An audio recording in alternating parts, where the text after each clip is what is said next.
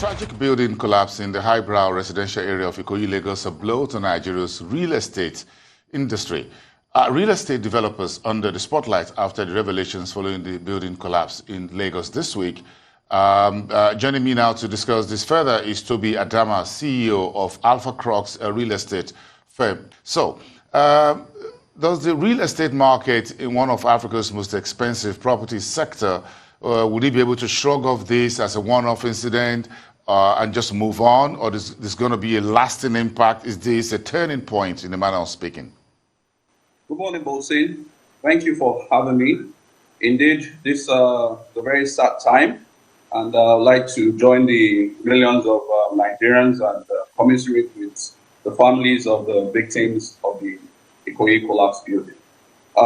Back to your question, in terms of if the real estate market is resilient, if this is a one-off event, what I can say is that the market has no memory. Events like this happen all over the world, and it doesn't have any significant impact in terms of transactions that will happen in the industry. What we know will happen now is that there will be, a flight to safety. There will be a flight to quality.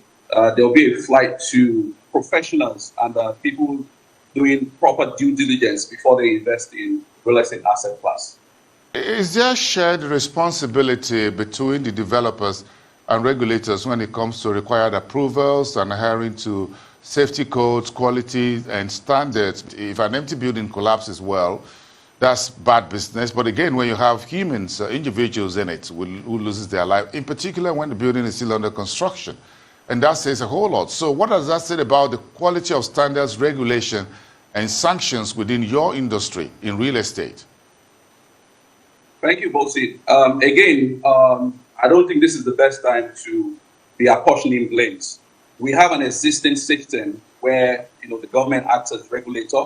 We have an existing system where developers, they select the best professionals, because the real estate development process involves quite an array of partnerships with different types of professionals to come together to achieve it. We need to apportion blames to know exactly what happens to human lives. That is very important, so that we know that this will take perhaps a longer time before we'll see a recurrence. Again, Boason, we already know how the development process works. We already know all the different stakeholders involved. Taking responsibility and apportioning blames are two different things. This should be a time for everybody, all stakeholders, to not just reflect, but to develop blueprints that will forestall events like this happening. We can have peer accountabilities. We can have industry professionals whereby, we have some form of independent evaluation coming into the mix.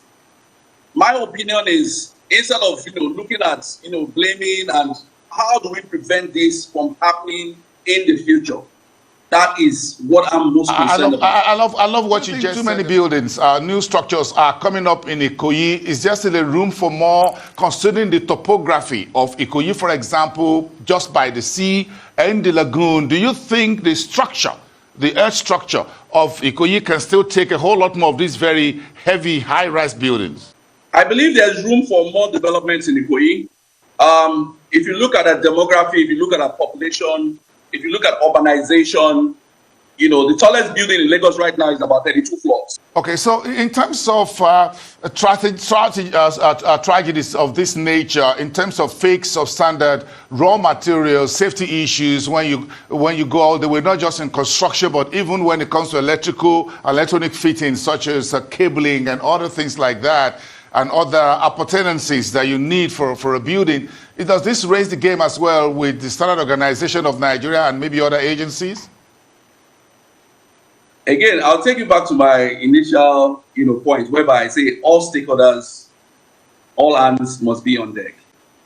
There's been a proliferation of substandard products across the industry and even generally. A few things to blame for that, but again, it's not the time to blame. It's the time to making sure that the right agencies do what they're supposed to do. So the onus is on all stakeholders, from the developer to the government agencies, monitoring, and doing different evaluations of materials. I think we need to be considerate when we do businesses that have impact on human lives. We must never prioritize money over the lives of people. So many families are crying right now. They're bereaved. It's not a good place to be. And it's so unfortunate that when events like this happen, after a while, we forget and we move on. We should have a way to make sure that we remember these things, and make sure that we prevent them from ever happening. Tobi Adama, CEO at AlphaCrux, a real estate firm, thank you very much for sharing this particular sad moment in Lagos and Nigeria's history this week. Thank you so much. You do have the rest of the day. Enjoy yourself and the weekend. Thank you so much.